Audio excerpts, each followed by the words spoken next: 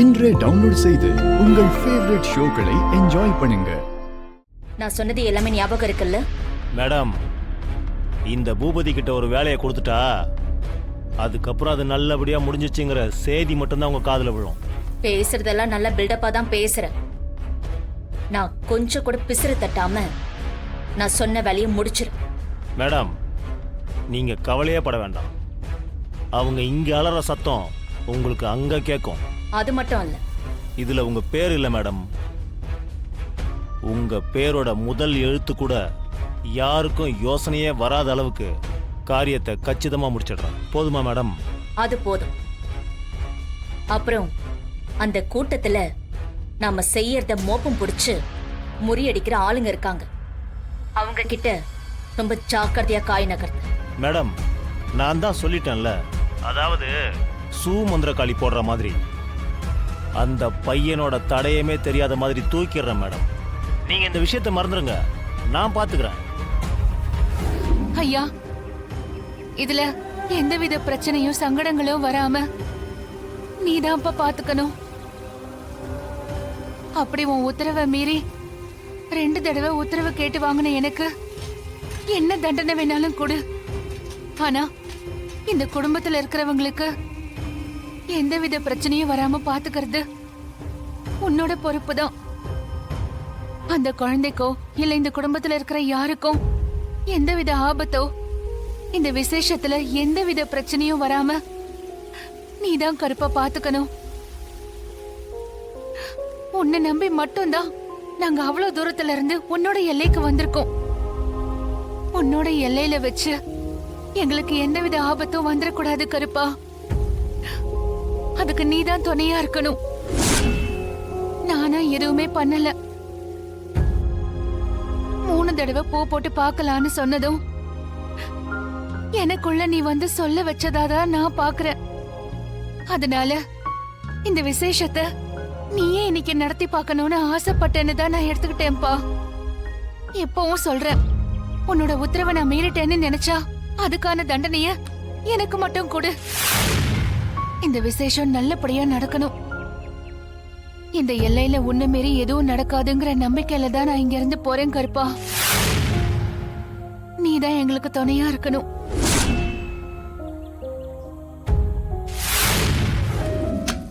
ஐயோ ஐயோ, நீ ஐயோ, பாத்து நாளைக்கு. போய் பாருங்க.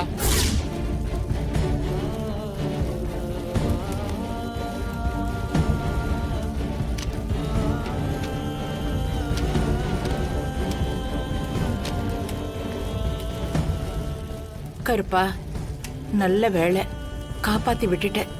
முழுசா கொட்டி இருந்தா அபசகுணமாயிருக்கும். முதல் தடவையே கருப்பன் காது குத்துற சடங்க வைக்க கூடாதுன்னு உத்தரவு கொடுத்தாங்க. அவன் உத்தரவையே பரிசீலனை பண்ற அளவுக்கு நீங்க பெரிய ஆளாயிட்டீங்களோ? கருப்பா, நான் பண்ணது தப்புனா என்ன தண்டனை வேணாலும் எனக்கு கொடு. இதனால இந்த விசேஷத்துக்கு எந்த பாதிப்பும் வந்துடக்கூடாது. பெரியம்மா, ஆ, என்னாச்சு? ஒண்ணுல. என்னம்மா, பொங்க பானை சாஞ்சதை நினைச்சு கவலைப்படுறியா? இல்ல, அதெல்லாம் ஒண்ணும் இல்ல. பெரியம்மா, உங்க நல்ல மனசுக்கு உங்க மனசு போலயே பால் பொங்கும் பாருங்க. எல்லாம் நல்லதே நடக்கும். சரியா?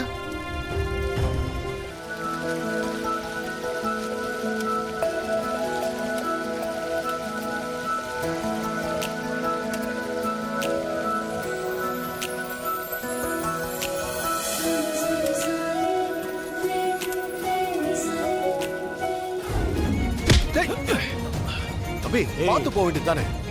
சொல்றல, அதையே நீ செஞ்சிருக்க வேண்டியது தானே? என்னப்பா நீ இப்படி எல்லாம் பேசுற? இதானே எங்கேயோ பார்த்துட்டு வந்து என் மேல மோதினதும் இல்லாம ஆணவமா பேசுற? அப்படிதான் பேசுவேன். இந்த பாரு, நான் பார்த்து வரல, சரி, நீ பார்த்து தானே வந்த. நீ ஏன் என் மேல மோதின? மரியாதை கொடுக்காம வாய்க்கு வந்தபடி பேசிட்டு இருக்க. என்ன நினைச்சுக்கிட்டு இருக்க நீ? நீ மரியாதையை இப்படிதான் கேட்டு வாங்குவியா? அதெல்லாம் ஆளுங்களை பார்த்தா தானா வரணும். ஏய், பார், சாமி கும்பிட வந்த இடத்துல சண்டை வேண்டான்னு பாக்குறேன், அவ்வளவுதான். அவ்வளவு பெரிய ரவுடியா நீ? பார்க்க ஏதோ சாமியார் மாதிரி அமைதியா இருக்க, ஏதோ தௌலத்தா பேசுற. என்னையா பண்ணுவ? ஏய் என்னடா என்ன என்ன பண்ணுவ? என்ன பண்ணுவ? ஏய் அவ்வளவுதான். அண்ணா என்ன அடி வாங்காத, போயா. ஏய் இல்லடா அவனா வந்து இடிச்சிட்டு சும்மா மரியாதை இல்லாம பேசுறான். என்னது உங்கள மரியாதை இல்லாம பேசினானா? அவனை சும்மாவா விட்டீங்க? என்னண்ணா நீங்க அவன சிவா வேண்டாம். நம்ம கோயிலுக்கு காது குத்துற விசேஷத்துக்கு வந்திருக்கோம். இந்த இடத்துல எதுக்கு சண்டை சச்சரவு? விடு போட்டும். ஆள் தெரியாம பேசணும். அண்ணா உங்களை யாருன்னு தெரிய வேண்டாம் அண்ணா. ஆனா ஒருத்தரை பார்த்தாலே தெரியணும்ல அவருக்கு மரியாதை கொடுக்கணும்னு. அது கூட அவனுக்கு தெரியலனா அவனை சும்மாவே விடக்கூடாதுண்ணே. இல்ல இல்ல கோவப்படாத. அதான் விடுன்னு சொல்றேன்ல. வா. இவ்வளவு பெரிய சபையில எப்படி ஒரு குடிகாரனை உட்கார வைக்க முடியும்? ஏய் ஆ? யார பாத்துறா குடியாரண்ணா?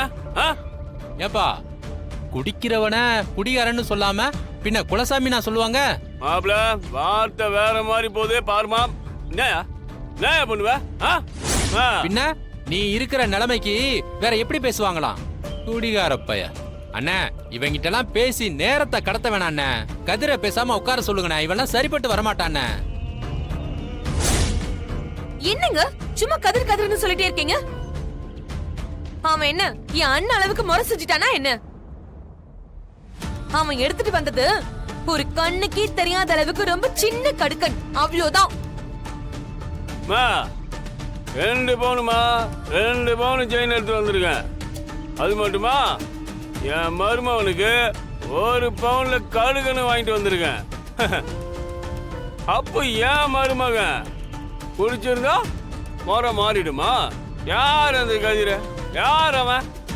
ஏய் இங்க பாரா, என் மாப்பிளைய பத்தி தேவையில்லாம பேசிட்டு இருந்தா அப்புறம் நடக்கிறதே வேற. ஏய் நான் என்ன பண்ணுவேன்? அமைதியாரு.